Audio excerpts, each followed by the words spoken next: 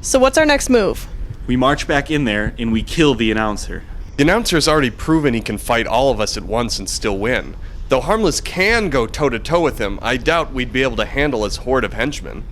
Wait, he's got the horde now? How are we supposed to fight the entire horde? Now would be the time you stop talking. A frontal attack would be suicide. That layer is on full alert now.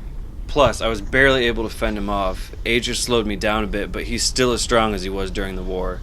So we're back to hiding. Why don't we just go to the authorities? They've got their hands full dealing with the real horde. I doubt they'd take us seriously if we came in screaming, "Help, help, a maniac dwarf with evil genius aspirations is trying to kill us!" Why not go to the guilds? We probably shouldn't tell anyone about this. Think about it. The announcer wants the prize to establish an evil genius legacy, yet he already has a lair full of henchmen. So? That doesn't seem odd. I think he's getting help from someone, which means we can't be sure who he's working with. I'd rather not broadcast that I'm a contestant on a failed reality show and I'm trying to be killed by my former host. We do have some time to think it over, though. I doubt the announcer will try anything for quite some time. Are we good to go with the next plan? Well, I'm ready to go whenever, but they aren't ready. With everything that's happened recently, they decided to take a more active role in our plans. So I submitted the plan to their provisional review committee. We should be getting their answer in about 3 to 9 business days. Then, if they find problems with it, we'll spend another 2 weeks making appeals and revisions. That's ridiculous. Well, if you feel real strongly about it, you can file an E1337WTF-H4XZ0R complaint of ridiculousness form and submit it to HR. We have an HR now? Yes, we finally might get some health insurance. I'm a paladin! You're a priest! Why would we need health insurance? Dental?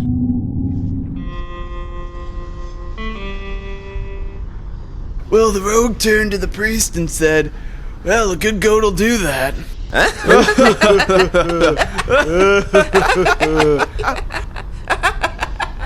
That was the greatest joke ever. If I, for any reason, only heard the end of it, I'd just go kill myself right now. I still don't even know why anybody would order a clown stripper.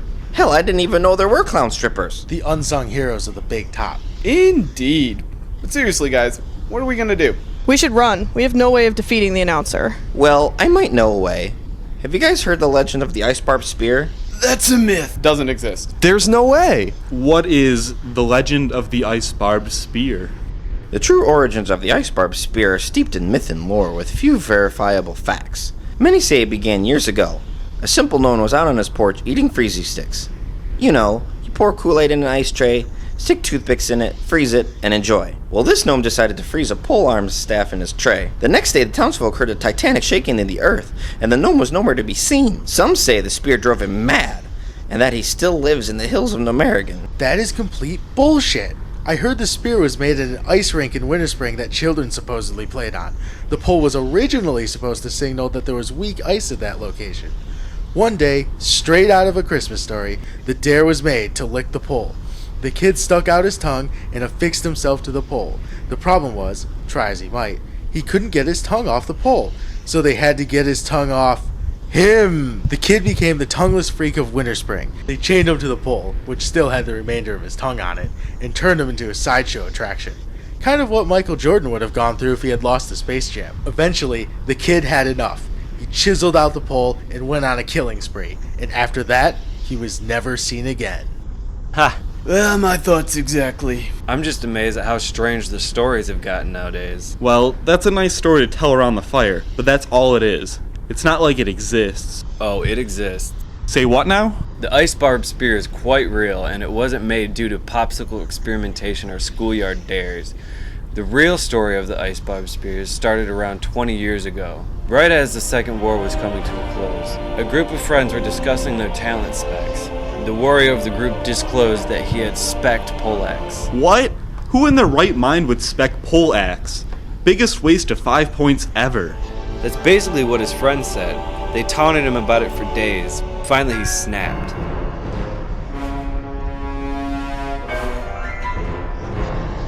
He was an experienced weaponsmith and decided to craft a poleaxe that would be superior to all others.